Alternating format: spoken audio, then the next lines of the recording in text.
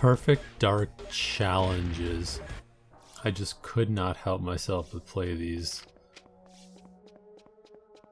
Now, I'm not 100% sure that I can beat all of them, especially the last ones. I definitely could never beat them as a kid. But in current year, I have the advantage of playing with mouse and keyboard at beautiful 60 frames per second, or, you know, approximately that when it feels like being 60 frames per second. You might well say that using mouse and keyboard is an unfair advantage for these challenges. And I would agree that it's definitely an advantage. However, I would argue that it is countered by the disadvantage that I am an idiot and that I do not play or practice these challenges in any way, shape, or form. So the net result is probably that the difficulty is as intended. So okay, the first one wasn't too bad. You know, even I can beat that one on the first try. But they ramp up in difficulty, not quickly, but you know, there's 30 challenges. They do get pretty tough. Now this map, I don't understand what it is about the simulants and that little air duct thing. I mean, okay, it's clearly not an air duct, it's just a tunnel. But why did they insist on, you know, they're like alligators or whatever that live in the sewers in Florida or something? Is that a thing? Anyway, the point is they're like mole people. Why do they like this vent so much? Like what's in there? Is there a shield in there? Is there a shield in this map? I have no idea. I have absolutely no idea if there's a shield in there. Maybe they think it's such a great shortcut. To be fair, I know that the harder difficulty sims, like perfect sims, are coded to always go for a shield. So maybe it's something like that. They're coded to always go for the tunnel. You know, if you go for the tunnel, you always win, as is a conventional wisdom in Perfect Dark.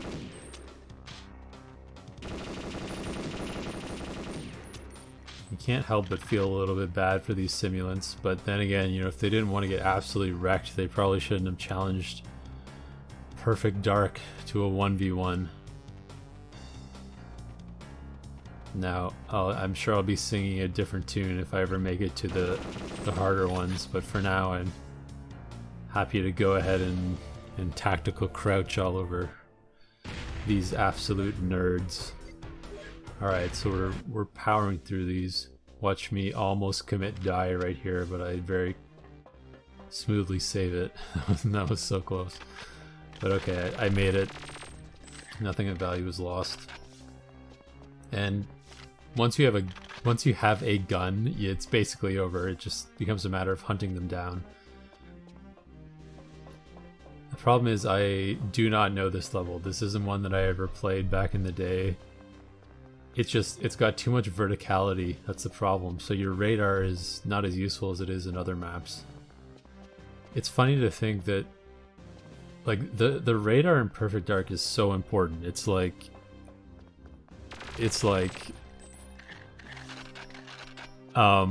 you know, being able to read the radar correctly is half the game.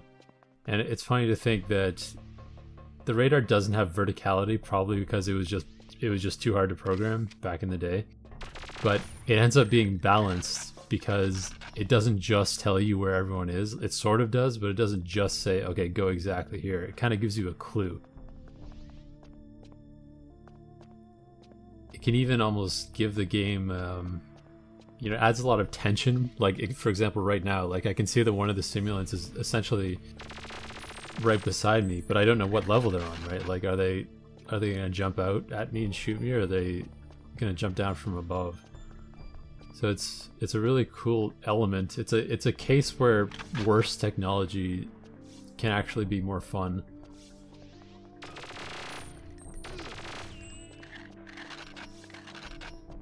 But yeah, this is really just hunt them down and gun them down.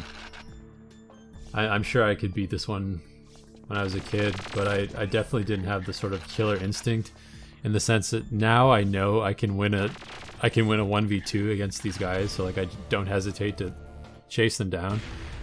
Back in the day, I would just find a room with only one wall, if there was such a thing in the map, and then just camp.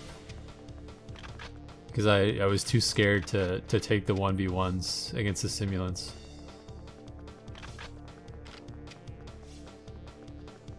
Another key use of the radar is, like, I totally understand if you don't play with the radar because you think it makes the game too easy.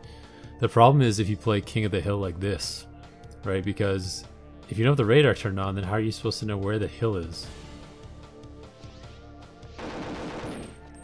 So, I mean, you know, of course you could argue that that's just simply a design flaw in the game, that you can't sort of not play with radar. But it's you know, radar's default, like it's intended to be played with radar, in my opinion. I don't know why I'm talking about radar so much. I guess it's just, you know, this content is so interesting that half of the video is me talking about the minutia of radar in the game as opposed to the gameplay. But again, look at this, like, just absolutely destroy them. They have no reflexes and they're computers. It's like Deep Blue versus Kasparov, except Deep Blue is like a chess app that you would have on like those glow-in-the-dark watches that were made of plastic.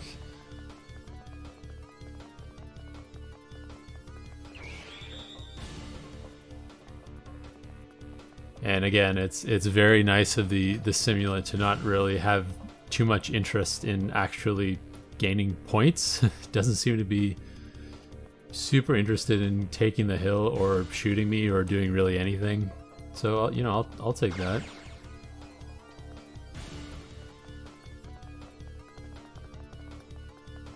I really wonder what they're thinking. Like, I guess they obviously have sort of a set of routines. Like, okay, get shield, get gun, take, capture objective, probably in that order. That little tunnel is really cool, by the way, but I don't know if the simulants ever use it. Maybe they do. I think maybe they do. They're smart enough to use that little hole in the map. Because I remember this was the map I played the most. I played this map all the time. Just because, again, not to harp on the mouse and keyboard thing, but with mouse and keyboard, it's not that big of an issue. When you're playing on the N64 controller, like, verticality is a huge issue in this game. Right? It's really hard to shoot enemies that are above you or below you. So it's just straight up more fun to play on the flatter maps, in my opinion. Oh, and here we get to see a taste of again, the most broken gun possibly in any FPS, the Far Sight. So, you know, I'm positive that if you're one of the 10 people watching this video literally ever, you probably are a Perfect Dark expert. But on the off chance that you aren't, look at this. I mean, it's a infinite range, basically homing one-shot kill. Like, it does not get more busted than that. So, you know, I'll be the first one to admit the game isn't perfectly balanced, as all things should be, but it's pretty balanced. You know, you just have to agree to not use the Far Sight. But unfortunately, you know, the kids aren't all clamoring to play Perfect Dark these days, despite the fact that I think the game still holds up. Like, obviously, there's some issues. The graphics aren't the best. The AI is not the best, but the actual just raw gameplay is still fun. It's still fun to play these challenges. Although this one's pretty easy. Well, I think that about does it for these first 5 challenges. So I'll say thank you very much for watching. Have a good one, and I will see you for the next 5 challenges.